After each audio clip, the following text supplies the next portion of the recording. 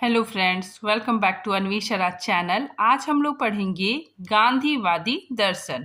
ठीक है, ये जो टॉपिक है ये यूजीसी नेट के सिलेबस में है। ठीक है, वैचारिक पृष्ठभूमि के अंतर्गत यूनिट 4 में। ठीक है, तो आज ये टॉपिक गांधीवादी दर्शन, ठीक है, इसको हम लोग पूरे डिटेल से पढ़ेंगे। ठीक है, चलिए आइए पढ़ना स्टार्ट करते। देखिए, गांधीवादी भारतीय राजनीतिक व्यवस्था पर असर डालने वाली सबसे महत्वपूर्ण विचारधारा है। ठीक है, तो ये गांधीवादी भारतीय राजनीतिक व्यवस्था, ठीक है, राजनीतिक व्यवस्था पर असर डालने वाली सबसे महत्वपूर्ण विचारधारा है। महात्मा गांधी, विनोबा भावे तथा जयप्रकाश नारायण आदि के विचार इसमें सम्मिलित किए गए हैं। ठीक है, तो महात्मा गांधी के साथ साथ विनोबा भावे और जयप्रकाश नारायण, इन सभी के विचार इसमें सम्मिलित किए गए हैं। ठीक है, आगे देखिए, गांधी जी ने हिंद स्वराज, ठीक है, काफी इंपॉर्टेंट है, गांधी जी ने हिंद स्वराज में अपने विचारों का व्यवस्थित प्रस्तुतिकरण किया है। ठीक है, तो गांधी जी ने हिंद स्वराज में अपने विचारों को व्यवस्थित प्रस्तुतिकरण किया है। ठीक है, मतलब उसमें लिखा है। बाकी स्थानों पर उनका लेखन कुछ बिखरा हुआ सा है। उनके विचारों पर ईसा मसीह, ठीक है, जैन दर्शन, जॉन रिस्कन आदि का पर्याप्त प्रभाव है और इसे उन्होंने खुलकर स्वीकार किया है। ठीक है, तो इनके विचारों में ईसा मसीह, ठीक है, जैन दर्शन, जॉर्ज रिस्कन आदि का प्रभाव देखने को मिलता है और इसका गांधी जी ने खुलकर इसे स्वीकार किया है। ठीक है, आगे देखिए, गांधीवादी विचारधारा की प्रमुख विशेषताएं निम्नलिखित है। ठीक है, सबसे पहले पश्चिमी विचारधाराओं का विरोध। ठीक है, तो गांधी जी पश्चिमी विचारधाराओं का विरोध करते थे। ठीक है, देखिए, गांधी जी पश्चिमी सभ्यता तथा पश्चिमी विचारधाराओं को प्रायः अस्वीकार करते थे। उनके समय में सोवियत संघ, ठीक है, सोवियत संघ में समाजवादी प्रणाली चल रही थी। ठीक है, तो जो सोवियत संघ है, ठीक है, इसमें समाजवादी प्रणाली चल रही थी, किंतु उन्होंने उसे इसलिए खारिज कर दिया कि एक तो वह हिंसा पर आधारित थी और दूसरा तानाशाही के कारण उसमें राज्य को इतनी शक्ति प्रदान कर दी थी कि व्यक्ति की स्वतंत्रता खतरे में पड़ गई थी। ठीक है, तो देखिए यहाँ पे जो सोवियत संघ है, ठीक है, इसमें साम्राज्यवादी प्रणाली थी। ठीक है, और इसको गांधी जी ने अस्वीकार कर दिया, खारिज कर दिया। ठीक है, क्योंकि इसमें यह जो था ये हिंसा पे आधारित था और दूसरा इसमें तानाशाही देखने को मिलता है। ठीक है, जिससे राज्य की शक्ति और भी ज़्यादा बढ़ती है और व्यक्ति की स्वतंत्रता खतरे में पड़ जाती है। ठीक है, तो गांधी जी ने व्यक्ति की स्वतंत्रता को काफी ज्यादा महत्व दिया है। फिर देखिए, मैंने और अच्छे से लिखा है। देखिए, उस समय में सोवियत संघ में समाजवादी प्रणाली चल रही थी। ठीक है, उन्होंने इसे खारिज कर दिया। ठीक है, तो गांधी जी ने इसे खारिज कर दिया। ठीक है, क्योंकि गांधी जी अहिंसा प्रेमी थे। ठीक है, तो हम लोग को पता भी है कि गांधी जी अहिंसा प्रेमी थे और समाजवादी प्रणाली जो थी वो हिंसा पे आधारित थी। ठीक है, तथा तानाशाही पे आधारित थी। ठीक है, तो सोवियत संघ में तानाशाही इतनी बढ़ गई थी कि जनता की स्वतंत्रता खतरे में पड़ गई, जनता को सर्वाधिक कष्ट उठाने पड़े। ठीक है, तो इसमें जनता की स्वतंत्रता खतरे में पड़ गई और जनता को सर्वाधिक कष्ट उठाने पड़े। आगे देखिए, उन्होंने अमेरिका, ठीक है, अमेरिका और पश्चिमी यूरोप, ठीक है, तो उन्होंने अमेरिका और पश्चिमी यूरोप में प्रचलित पूंजीवादी व्यवस्था को भी अनुचित बताया। ठीक है, तो गांधी जी ने जो पूंजीवादी व्यवस्था थी, ठीक है, उसको भी अनुचित बताया, क्योंकि वह मनुष्य की आवश्यकताओं को कम करने के बजाय उन्हें ज्यादा से ज्यादा बढ़ाती है, जिससे समाज में अशांति फैलती है और प्रकृति का शोषण होता है। ठीक है, तो गांधी जी पूंजीवादी व्यवस्था को अनुचित बताते हैं। ठीक है, पूंजीवादी व्यवस्था का विरोध करते हैं। ठीक है, और गांधी जी का मानना था कि ये जो पूंजीवाद है ये मनुष्य की आवश्यकताओं को और भी ज्यादा बढ़ाता है। ठीक है, ज्यादा से ज्यादा बढ़ाता है, और जिससे क्या होता है, समाज में अशांति फैलता है और प्राकृतिक का शोषण होता है। ठीक है, प्राकृतिक का जरूरत से ज्यादा दोहन होता है। आगे देखिए, उनका स्पष्ट मानना था कि हमें प्राकृतिक का उतना ही दोहन करना चाहिए जिससे हमारी न्यूनतम आवश्यकताएं पूरी हो जाए। ठीक है, उससे अधिक नहीं। ठीक है, तो गांधी जी का मानना था कि प्राकृतिक का हमें ज्यादा दोहन नहीं करना चाहिए। ठीक है, हमारी जो न्यूनतम आवश्यकताएं हैं, ठीक है, न्यूनतम आवश्यकताओं की पूर्ति करनी चाहिए। ठीक है, और प्रकृति का अधिक दोहन नहीं करना चाहिए। ठीक है, देखिए उनका प्रसिद्ध कथन है कि प्राकृतिक सभी मनुष्यों की सभी आवश्यकताओं को पूरा कर सकता है। ठीक है, तो प्राकृतिक सभी मनुष्यों की सभी आवश्यकताओं को पूरा कर सकती है, पर लालच को नहीं। ठीक है, जो मनुष्य का जो लालच है उसकी पूर्ति प्राकृतिक नहीं कर सकती है। वे औद्योगिक प्रणाली का भी समर्थन नहीं करते थे। ठीक है, क्योंकि भारत जैसे देश में उससे बेरोजगारी को बढ़ावा मिलता है तथा वह केंद्रीकरण की प्रवृत्ति को बढ़ाती है। ठीक है, तो ऐसा मानना गांधी जी का था। ठीक है, वो औद्योगिक जो प्रणाली है, ठीक है, उसका भी समर्थन नहीं करते हैं। ठीक है, उसको भी नकारते हैं। ठीक है, देखिए यहाँ पे जब औद्योगिकरण आ जाएगा, ठीक है, तो बहुत सारी मशीनें आ जाएंगी और मनुष्य की आवश्यकताएं कम हो जाएगा। ठीक है, और रोजगार भी कम हो जाएगा। ठीक है, क्योंकि मशीन सारा कार्य करेगा।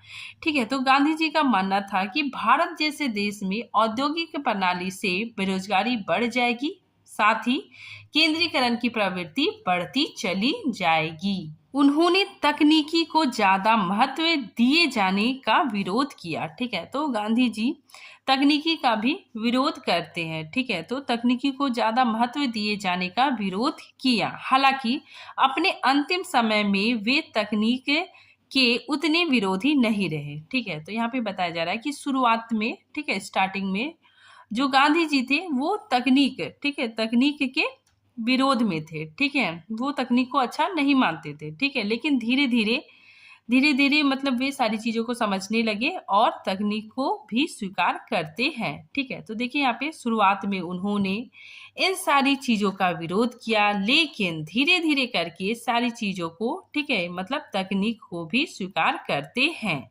और वे मानने लगे थे कि जो तकनीक बेरोजगारी को नहीं बढ़ाती। ठीक है, तो ये जो तकनीक है ये बेरोजगारी को नहीं बढ़ाती। ठीक है, उन्हें स्वीकार करने में कोई समस्या नहीं है। ठीक है, तो इसमें यही बताया जा रहा है कि शुरुआत में तो गांधी जी ने तकनीक का विरोध किया था। ठीक है, लेकिन धीरे धीरे इन सारी चीजों को स्वीकार कर लेते हैं। ठीक है, अब देखिए राजनीतिक विचार। ठीक है, तो गांधी जी के राजनीतिक विचार क्या क्या थे, देखिए राजनीतिक व्यवस्था के स्तर पर महात्मा गांधी सोवियत संघ की तानाशाही के भी विरोधी थे। ठीक है, तो ये जो सोवियत संघ है, ठीक है, यहाँ पे जो तानाशाही चल रहा था, ठीक है, उसके विरोधी गांधी जी थे। ठीक है, और जर्मन व इटली में नाजीवाद व फाशीवाद के नाम पर चल रहे अधिनायकवादी या तानाशाही मूलक शासन तंत्र के भी खिलाफ थे, क्योंकि ये सभी व्यवस्थाएं व्यक्ति की स्वतंत्रता को चोट पहुंचाती है। ठीक है, तो ये ध्यान रखिएगा आप लोग कि जो गांधी जी थे, ठीक है, वे व्यक्ति की स्वतंत्रता पे ज्यादा जोर देते थे। ठीक है, तो देखिए यहाँ पे कहा जा रहा है कि गांधी जी सोवियत संघ के तानाशाही से संतुष्ट नहीं थे। ठीक है, इसके विरोधी थे। साथ ही साथ जर्मन और इटली के नाजीवाद और फाशीवाद दोनों के ही विरोधी थे। ठीक है, यहाँ पे गांधी जी सोवियत संघ, जर्मनी और इटली तीनों को ही इन्होंने स्वीकार नहीं किया था। ठीक है, इनका मानना था कि व्यक्ति की स्वतंत्रता, ठीक है, ये सारी चीज़ें, ठीक है, जो सोवियत संघ है, ठीक है, जर्मन, इटली, ठीक है, ये सारी चीज़ें व्यक्ति की स्वतंत्रता को खत्म कर रही है। ठीक है, व्यक्ति की स्वतंत्रता को चोट पहुंचा रही है। ठीक है, तो ऐसा मानना गांधी जी का था। आगे देखिए, इंग्लैंड और अमेरिका में प्रचलित उदार लोकतंत्र भी, ठीक है, उदार लोकतंत्र भी उन्हें भी गांधी जी ने अस्वीकार कर दिया। ठीक है, क्योंकि उसमें 51% लोगों के समर्थन के आधार पर 49% की आवाज के दबने की संभावना बनी रहती है। ठीक है, तो देखिए, इंग्लैंड और अमेरिका में प्रचलित उदार, ठीक है, उदार लोकतंत्र को गांधी जी अस्वीकार करते हैं। ठीक है, क्योंकि इसमें 51% लोग समर्थन के आधार पर थे। ठीक है, जबकि 49% लोगों की आवाज दबने की संभावना हो गई थी। ठीक है, जबकि उनका मानना था कि जो निचला वर्ग है, ठीक है, जो निम्न जाति का वर्ग है, ठीक है, जो कमजोर वर्ग है, उसकी भी आवाज, ठीक है, उसकी भी आवाज को सुना जाए, उसकी भी समस्याओं को सुना जाए। गांधी जी ऐसी व्यवस्था चाहते थे जिसमें समाज के सबसे कमजोर व्यक्ति की भी चिंता की जाए। ठीक है, तो गांधी जी ऐसी व्यवस्था चाहते थे, ठीक है, जिससे समाज में जो सबसे कमजोर, ठीक है, सबसे जो निम्न जाति के लोग हैं, ठीक है, उसकी भी चिंता की जाए। ठीक है, उसे सिर्फ इसलिए ना छोड़ दिया जाए कि वह बहुमत में नहीं है। ठीक है, तो यहाँ पे यही बताया जा रहा है कि समाज के सभी कमजोर व्यक्तियों की भी चिंता की जाए। ठीक है, तो जो समाज में कमजोर व्यक्ति है, निम्न जाति के लोग हैं, ठीक है, उसकी भी चिंता की जाए। ऐसा नहीं है कि उन्हें एक तरफा छोड़ दिया जाए, ठीक है, उसे अलग से हटा दिया जाए, केवल पूंजीपति की बातें ही सुनी जाए, ऐसा नहीं होना चाहिए। ठीक है, समाज में हर वर्ग की बातों को सुना जाना चाहिए। ठीक है, ऐसा मानना गांधी जी का था।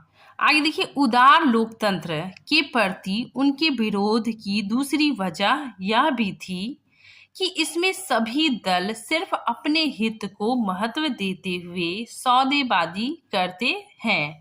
इस बात से उन्हें सरोकार नहीं रहता कि पूरे समाज के लिए क्या उचित है। ठीक है, इसलिए उन्होंने ब्रिटिश संसद को व्यंग्य की भाषा में मछली बाजार कहा है। ठीक है, तो काफी इंपॉर्टेंट है कि गांधी जी ने जो ब्रिटिश संसद है, ठीक है, उसे मछली बाजार कहा था। ठीक है, तो क्वेश्चन आ सकता है कि मछली बाजार की संज्ञा ब्रिटिश संसद को किसने दी थी? तो गांधी जी ने दी थी। ठीक है, तो इसमें यही कहा जा रहा है कि उदार लोकतंत्र के प्रति विरोध की दूसरी वजह थी। ठीक है, यहाँ जो दल थे वो केवल और केवल अपने हित को महत्व देते थे, अपने हित के लिए सौदेबाजी करते थे। ठीक है, अपने हित के लिए केवल बातें करते थे। ठीक है, उन्हें पूरे समाज से कोई मतलब नहीं था। ठीक है, पूरे समाज में क्या सही है, क्या सही नहीं है, उन्हें इन चीजों से कोई मतलब नहीं था। ठीक है, इसीलिए गांधी जी ने ब्रिटिश संसद को मछली बाजार कहा है। कि गांधी जी ऐसी राजनीतिक व्यवस्था चाहते थे जिसमें राज्य की शक्ति कम से कम हो। ठीक है, वे चाहते थे कि हर व्यक्ति का स्वधर्म अलग होता है और उसे आत्मिक उन्नति के लिए स्वतंत्रता की जरूरत होती है। ठीक है, तो गांधी जी ने स्वधर्म को भी महत्व दिया है। आगे देखिए, जब राज्य की शक्तियां बढ़ती है तो राज्य ऐसे नियम थोपने का प्रयास करता है जिससे सभी व्यक्तियों को कुछ यांत्रिक नियमों के अनुसार एक जैसा या समरूप जीवन जीने के लिए बाध्य होना पड़ता है। उन्हें अपनी स्वधर्म अनुरूप जीवन जीने का अवसर नहीं मिल पाता है। ठीक है, तो देखिए, यहाँ पर गांधी जी ने स्वधर्म को महत्व दिया है। ठीक है, तो वो स्वधर्म को महत्व देते हुए कहते हैं कि किसी पर कोई दबाव नहीं होना चाहिए। ठीक है, जिस धर्म में जीने का मन है, ठीक है, मतलब जिस व्यक्ति को जिस धर्म में रहना है, ठीक है, वो रह सकता है, ठीक है, जिसको जो धर्म अच्छा लगता है वो धर्म ले सकता है, ठीक है। किसी को मुस्लिम बनना है, ठीक है, या हिंदू बनना, मतलब जिसको जिस धर्म में रहना है वो रह सकता है, ठीक है। तो देखिए, जिस धर्म में जीने का मन करे उसमें जीना चाहिए, ठीक है, स्वधर्म के अनुरूप जीवन जीने का अवसर मिलना चाहिए। आगे देखिए, उनकी दृष्टि में सबसे बेहतर अवस्था वह होगी जब राजनीतिक ढांचे की जरूरत खत्म हो जाएगी और सभी लोग आपसी समझदारी से ही काम चला ले, ठीक है। तो यहाँ पे गांधी जी कहते हैं कि राजनीतिक ढांचे की जरूरत ही ना पड़े, ठीक है, सभी लोग आपस में मिलजुल कर समझदारी के साथ अपना जीवन यापन कर सकते हैं, ठीक है। आगे देखिए, इस विचारधारा को अराजकतावाद कहा जाता है और इस बिंदु पर महात्मा गांधी और कार्ल मार्क्स परस्पर सहमत हैं। आगे देखिए, महात्मा गांधी जानते थे कि राज्य का निषेध करना बहुत आसान या व्यवहारिक नहीं है, ठीक है, इसीलिए व्यवहारिक तौर पर उन्होंने ऐसे राज्य की वकालत की जो कम से कम शासन करता हो, ठीक है। उनका यह विचार अमेरिकी चिंतक हेनरी डेविन थोरो से प्रभावित था, ठीक है। तो उनका ये चिंतन हेनरी डेविन थोरो से प्रभावित था, ठीक है। तो देखिए यहाँ पे महात्मा गांधी, ठीक है, जो खुद दूसरों को प्रभावित करते थे, ठीक है, वो कहीं ना कहीं दूसरों से प्रभावित थे, ठीक है, मतलब हेनरी डेविन थोरो से प्रभावित थे। आगे देखिए, गांधी जी एक ऐसे राजनीतिक संरचना चाहते थे जो अधिक से अधिक विकेंद्रीकृत हो। स्थानीय स्वशासन उनकी दृष्टि में इसका सर्वश्रेष्ठ तरीका था, ठीक है। वे चाहते थे कि ग्रामीण पंचायतों को अधिक से अधिक शक्ति मिलनी चाहिए और ऊपर की शक्ति संरचना नीचे से निर्धारित होनी चाहिए, ठीक है। तो यहाँ पे देखिए, गांधी जी चाहते थे कि पंचायती राज्य की व्यवस्था हो, ग्रामीण पंचायतों को अधिक से अधिक शक्तियां मिलनी चाहिए, ऊपर से जो शक्तियां हैं, ठीक है, मतलब जो राज्य स्तर की जो शक्तियां हैं वह ग्रामीण स्तर से प्रभावित होनी चाहिए, ठीक है। ये चलकर जयप्रकाश नारायण तथा राम मनोहर लोहिया ने उनके इसी विचार को विस्तृत रूप प्रदान किया, ठीक है। आगे देखिए, भारतीय संविधान के नीति निर्देशक तत्व में भी उनके इस विचार को महत्वपूर्ण स्थान दिया गया है, ठीक है। तो हमारा जो भारतीय संविधान है, ठीक है, उसके नीति निर्देशक तत्व में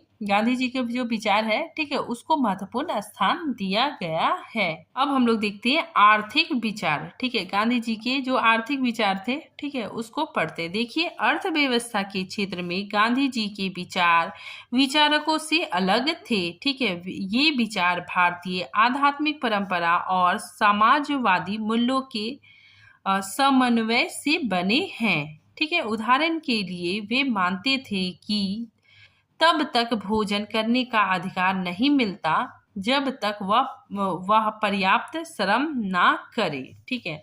तो इन्होंने आध्यात्मिक परंपरा और समाजवादी मूल्य दोनों के समन्वय से आर्थिक व्यवस्था का निर्धारण महात्मा गांधी करना चाहते थे, ठीक है। उदाहरण के लिए, जब तक भोजन करने का अधिकार नहीं मिलता, ठीक है, तब तक वह पर्याप्त परिश्रम ना करे, ठीक है, ये कथन वे औद्योगिक उत्पादन प्रणाली के स्थान पर ग्रामीण स्वावलंबी अर्थव्यवस्था को उचित मानते थे, ठीक है, जिसमें प्रत्येक व्यक्ति अपना श्रम करके ग्रामीण समाज कुल उत्पादन में से उसकी जरूरत के अनुसार संसाधन उसे देना तथा प्रत्येक व्यक्ति की आवश्यकताएं बहुत कम होगी, ठीक है। ये सारे विचार गांधी जी के थे, ठीक है। आगे देखिए, गांधी जी ने मार्क्सवादियों की तरह निजी संपत्ति का विरोध नहीं किया और ना ही उत्पादन के साधनों पर राज्य के स्वामित्व की वकालत की, क्योंकि इन प्रक्रियाओं में न सिर्फ अत्यधिक हिंसा शामिल होती है बल्कि राज्य की शक्तियां भी बहुत अधिक बढ़ जाती हैं। उनका विश्वास हृदय परिवर्तन के सिद्धांत में था, ठीक है, और उसी के अनुरूप उन्होंने न्यायशीलता का सिद्धांत प्रस्तुत किया।